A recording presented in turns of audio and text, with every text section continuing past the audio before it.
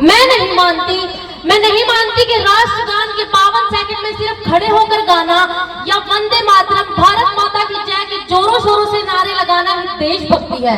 क्योंकि महोदय यह वो सदी है जहां नीति, नियम और नैतिकता जैसे मूल्य की धज्जियां उड़ाते लोग मुझे नजर आते हैं।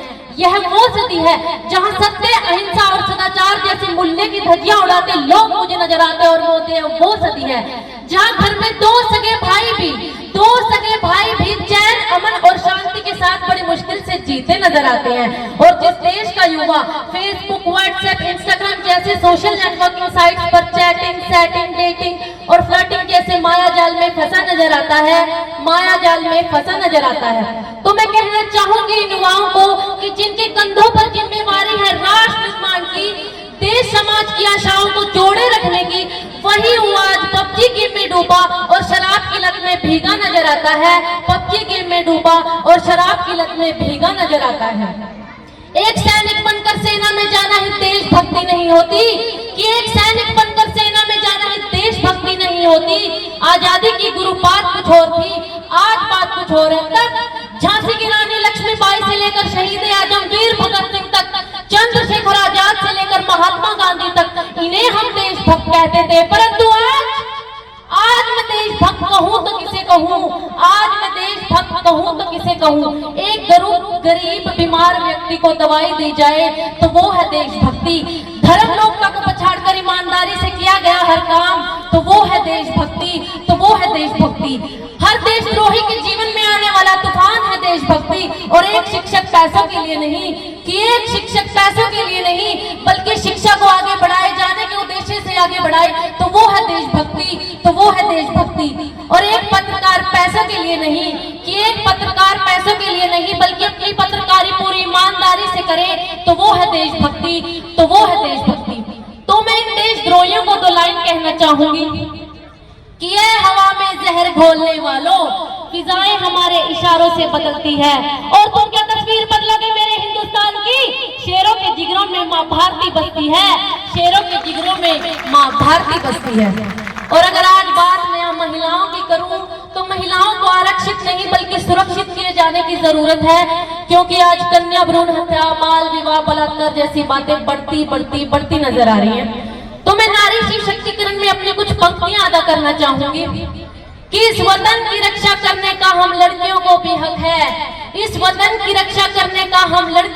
हक है। और इतिहास की किताबें उठाकर देख लो, जिनको भी हमारी काबिलियत पर शक है। आज इस वतन की रक्षा के खातिर मैं भी कंधे से कंधा मिलाने आई हूँ और भारत माँ की बेटी हूँ। मैं तैयार हूँ सरहद पर जाकर सीने पर गोली खाने को। एक माँ बनकर हर दर्द को सह जाना आता है, एक बहन, बेटी या पत्नी बनकर हर गम को छुपाना आता है। और रसोई में सिर्फ बेले ही नहीं साहब, इस वतन की रक्षा के खातिर मुझे हथियार उठाना भी आता है। और भूल मत करना पापा की परी समझने की, मैं रानी लक्ष्मीबाई हूँ। और अगर आज बात मैं यहाँ राजनीति की करूं तो मुझे कोई परहेज नहीं है राजनीति से। वरण परहेज है तो राजनेताओं की राज करने की नीति से। चुना गया उम्मीदवार राजा नहीं सेवक होना चाहिए, जो जनता की समस्याओं का निदान कर सके। और हाँ, सांसद में जब लड़ झगड़ कर नहीं बल्कि सोच समझ कर फैसले लिए जाएंगे तब हमारा राष्ट्र निर्माण संभव होगा। तो मैं इन राजनेताओं को 2 लाइन कहना चाहूंगी कि जिन्हें हम हार समझ बैठे हैं गला अपना सजाने को, वही आज नाक बन बैठे हैं हम ही को काट खाने को। आज काला धन, भ्रष्टाचार, राजनीति इस देश के प्रमुख मुद्दे हैं। इनसे धन तो खरीदा जा सकता है, धन पाया जा सकता है, लेकिन नींद चैन की मिल नहीं सकती, चैन से सो नहीं सकते। हमारा राष्ट्र निर्माण तब संभव होगा जब प्रत्येक खेतों में पानी पहुंचाया जाएगा। हमारा राष्ट्र निर्माण तब संभव होगा जब एक गरीब बुजुर्ग व्यक्ति को की झोपड़ी को बदलकर उसका अपना एक घर होगा। हमारा राष्ट्र निर्माण तब संभव होगा जब जाट राजपूत गुजरों का भेदभाव हमारी सोच से मिटाया जाएगा। हमारा राष्ट्र निर्माण तब संभव होगा जब इस देश के विश्वविद्यालय कॉलेजेस राजनीतिता के अड्डे नहीं बल्कि शिक्षा के मंदिर कहलाए जाएंगे। हमारा राष्ट्र निर्माण तब संभव होगा जब हमारा आइडियल, हमारा नायक कोई अभिनेता नहीं बल्कि वीर कमांडर अभिनंदन जैसा वीर योद्धा होगा, वीर कमांडर अभिनंदन जैसा वीर योद्धा होगा। और हमारा राष्ट्र निर्माण तब संभव होगा जब महात्मा गांधी, नेहरू, राजगुरु, सुखदेव, भगत सिंह जैसे महापुरुषों की जीवनी को भी आगे बढ़ाया जाएगा। और हमारा राष्ट्र निर्माण तब संभव होगा जब इस देश के युवाओं की परीक्षाओं के पेपर लीक नहीं होंगे और इनके भविष्य के साथ खिलवाड़ नहीं किया जाएगा।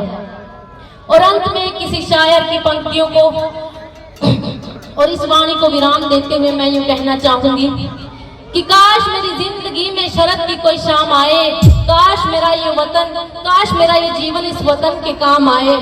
न खौफ है मौत का, न आरज़ू है जन्नत की, कि न खौफ है मौत का, न आरज़ू है जन्नत की। बस जब कभी जिक्र हो शहीदों का तो उनमें मेरा भी एक नाम आए, तो उनमें मेरा भी एक नाम आए। और अगर कोई पूछे मेरे बारे में तो मेरी ये पहचान लिख देना, उठाना तिरंगा झंडा, सीने पर हिंदुस्तान लिख देना, सीने पर हिंदुस्तान लिख देना। और अगर कोई पूछे कि ये पागल थी कौन, अगर कोई पूछे कि ये पागल थी कौन, तो क्रांतिकारियों की चेली इनकलाब का नाम लिख देना, क्रांतिकारियों की चेली इनकलाब का नाम लिख देना। और अगर बचा हो सीने में लहू एक बूंद भी, और अगर बचा हो जिस्म में लहू एक बूंद भी तो उसे निकालना, माँ तुझे सलाम लिख देना, माँ तुझे सलाम लिख देना। धन्यवाद। जय हिंद, जय भारत। और मेरी बहन